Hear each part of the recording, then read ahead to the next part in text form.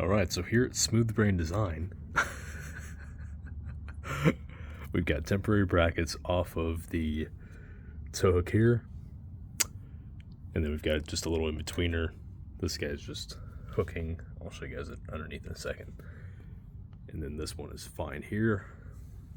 These are our fuel cooler lines, which are all finished. They run alongside the back of the car. This I'm actually very happy with because for E85, fuel temperature is a big deal. You'll see stuff like 110, 120 degree temperatures for people that run a constant duty pump. That's just an on-off pump. All my stuff's pulse width modulated fuel lab, 48403s like I've shown in the past. Should never have an issue with that, but anyways, you don't want to have heat in your fuel system, especially for E85. So the fuel cooler is going to do a great job there. And this one, I said, you know what? I've got this exact perfect space for it. So I've got two -6 lines right here. This will be coming off for the power steering cooler. And a lot of you will look at this and be like, he left a huge overlap.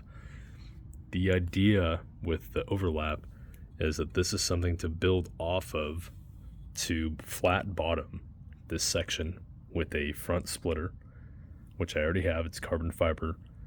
Thank you, Marcus. Really appreciate that. That will be pretty much integrating all of the hardware here. Flat splitter to the front lip. Hopefully we have an overhang about 3-4 inches without making it a speed bump, just getting destroyed off speed bumps. And I'll have some kind of standoffs for that. And being that this normally just cools down here, adding a little bit of front lip and kind of integrating will help a little bit with that. So the power steering cooler is like that. Just real basic bracketry until we go to fabrication for the final run. Let me show you guys underneath. I'll just crawl under real quick. Okay. So, real jank, but real functional. So the idea is it's an 1.5 inch bar. I just took these brackets, bent them over. It's just simply to support. So there's a big old hole in this thing normally. Here's my own holes. And yeah, this one's way off because riveting is, you take the tiniest bit and it just walks out. So this line was originally straight. Screwed that one up. But again, it just hooks over. See?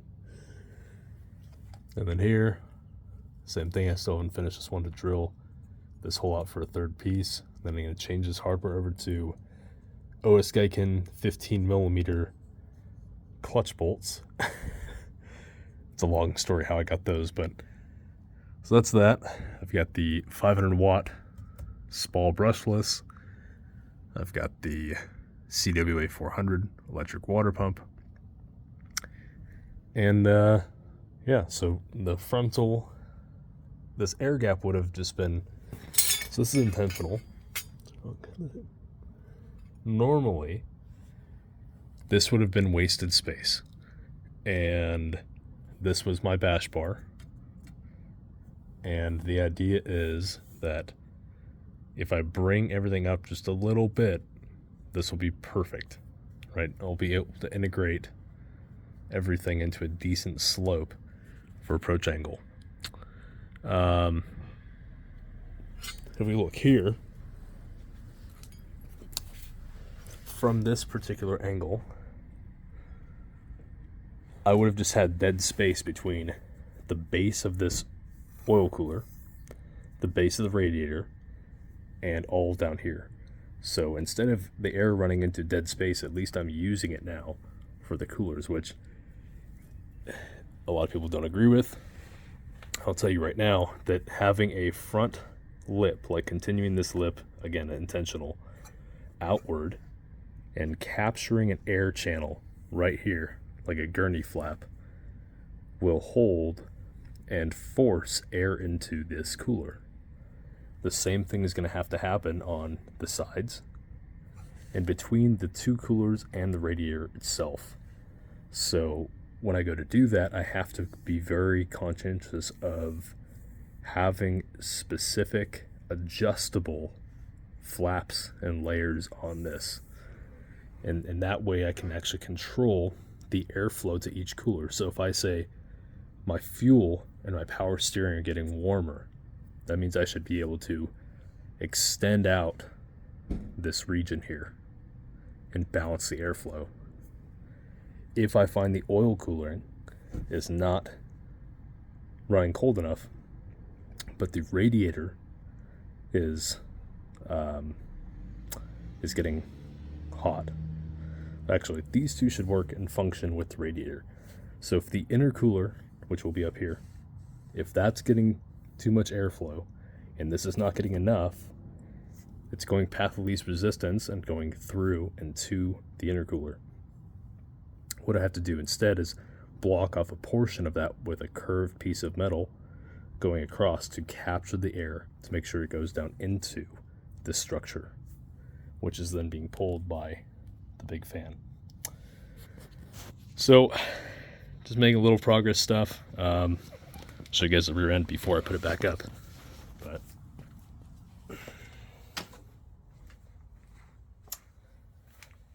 so everything's dropped in now. I actually had to clearance the housing, which is why it's all completely out. Put that in the jack right now and I'll get to work putting that up. Due to one of the design, I'll say faults, we've got these links actually have to be unthreaded from the lower arm right here. But yeah, normally you just undo either this side or that side and you take off the link and just half the link. For whatever reason, I actually unthreaded it from here. That's the only way to get it off. A little bit weird, but it worked. So getting back to it now, and I'm going to take the measurement from here once I set pinion angle to, oh, hello, to the drive shaft at the T56 Magnum. So I'll take that measurement of the yoke that goes inside of there. I'll measure about 1 inch out from bottoming out each direction, with also having about 1/2 inch from the spacing to the end. And then I'll have that dimension to this face. We'll see how that goes. All right, catch you guys in the next one.